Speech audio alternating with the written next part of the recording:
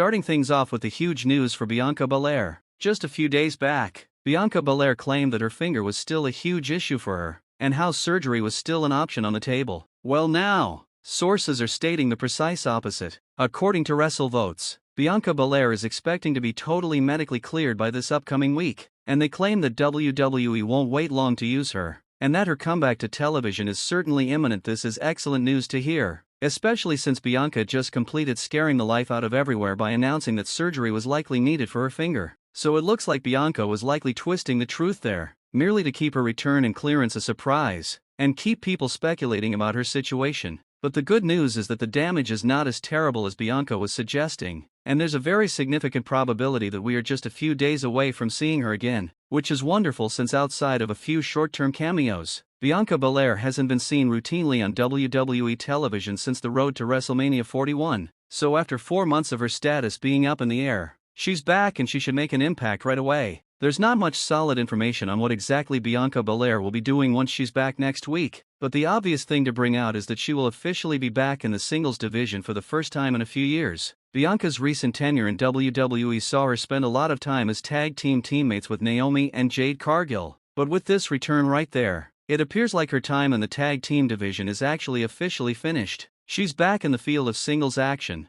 looking to still get her hands on her maiden world title in over 2 years. The feud everyone is discussing right now is of course Bianca Belair versus Jade Cargill, especially if Jade is the title when Bianca returns. If Bianca's goal is to go back into the global title picture and if Jade is champion, that definitely looks like they're building up Jade versus Bianca there. But it would certainly be a mistake to switch to that program and feud so rapidly, although many fans are excited to see the story of Jade Cargill versus Bianca Belair. It looks like more of a quarrel that deserves that slow-burning collision path. Like you know it's coming, all the signs and clues are there, but WWE doesn't give it to us right now. They gently build it up and wait for a major event for the program to take place.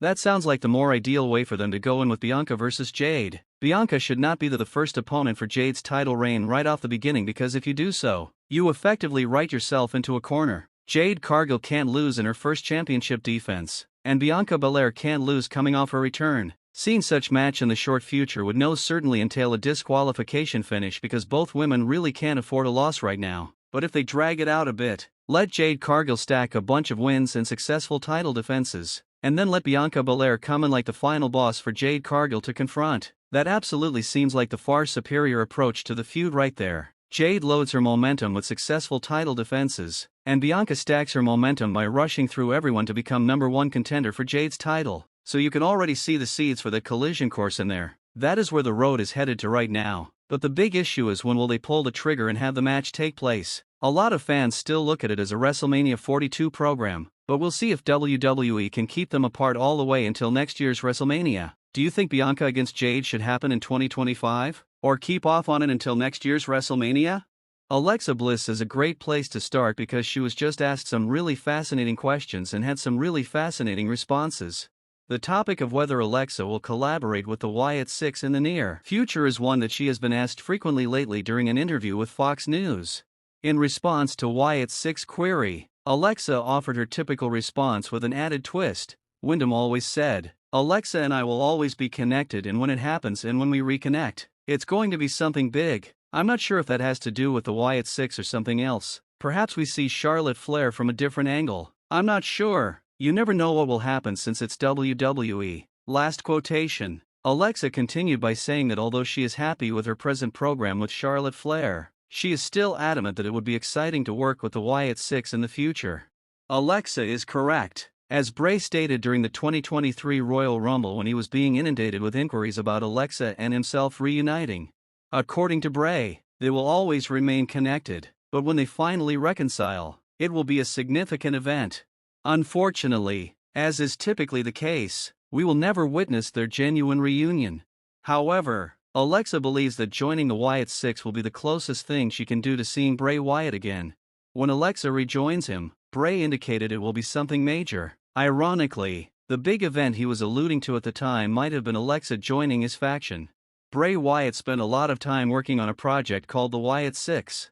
The group went through several iterations before being finalized, but Alexa Bliss was first mentioned as one of the original members. All of the current members were handpicked by Bray himself. Had everything stayed on course, Alexa would have joined Bray and Howdy, with the remaining members joining in late 2023 and 2024. However, the path and trajectory took a detour. Alexa finally joining the group would be another crazy full-circle moment because Bray himself had been hinting at it for years. It would be good to see. Returning to Alexa's remarks, however, she also briefly mentioned another well-liked fan hypothesis that has been circulating recently. According to Alexa, there's a chance that her character will reveal a distinct aspect of Charlotte Flair. It appears that Alexa is explicitly addressing the Dark Queen fan notion that surfaced a few months ago. One of the potential paths that fans discussed when Alexa and Charlotte first began their program together was the notion that Alexa's craziness and insanity would eventually influence Charlotte's style. That Charlotte's mental health would eventually decline as a result of spending so much time with Alexa, making her into a more perverse and malevolent version of her queen persona. Like a Charlotte Flair that is propelled and inspired by Wyatt, we know that Charlotte's heel-side Flair can get vicious and viscous, but what happens when Charlotte allows that Wyatt energy in? That notion was well received by fans since it provides Charlotte a ton of new character material to work with. How insane would Charlotte go if she revealed all of that? That was the main idea of that hypothesis, and it seems like Alexa was implying it here. She says that if they don't follow the Wyatt Six, she wonders if they choose that route, where a whole new aspect of Charlotte Flair begins to show through the gaps. Furthermore, it seems like a lot of fun to proceed in any of those possible paths. There is undoubtedly much to look forward to there.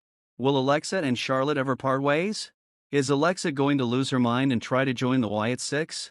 Or will it be Charlotte Flair who loses her mind there? If they do anything like that, everyone's expectations will undoubtedly be drastically altered. Which of Alexa Bliss and Charlotte Flair's outcomes would you most like to see? And other observers have unanimously expressed disapproval of Tiffany Stratton's character. Their primary grievance was that, although she is a babyface, they didn't think she possessed any particularly striking babyface characteristics. During her appearance on the Busted Open radio show, Tiffany Stratton gave an explanation of why, after becoming babyface, she maintained her heel character. I got cheered starting in Australia, and, it made its way to America, she said in reference to the circumstance. Why would I alter anything, then? Stratton spoke with assurance. If my mean girl character is effective and people are supporting and enjoying it, why would I start acting differently? I have the feeling that people will turn against me and possibly begin jeering at me the moment I start acting like a good guy. Why would I alter anything, then? Don't fix anything that isn't broken.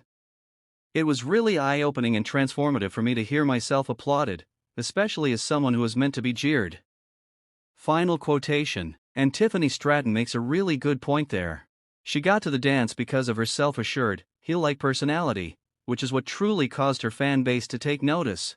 Therefore, altering and eliminating it to appeal too much to the babyface side of things might be the main reason why Tiffany's supporters turn against her. That explains why Tiffany is acting somewhat like a tweener. We'll have to wait and watch what happens to Tiffany's character standing, particularly if she soon loses the women's title. However, what do you think of the stories from today? Please share your thoughts below, remember to subscribe with all alerts enabled, and hit like if you liked it. I appreciate you everyone watching.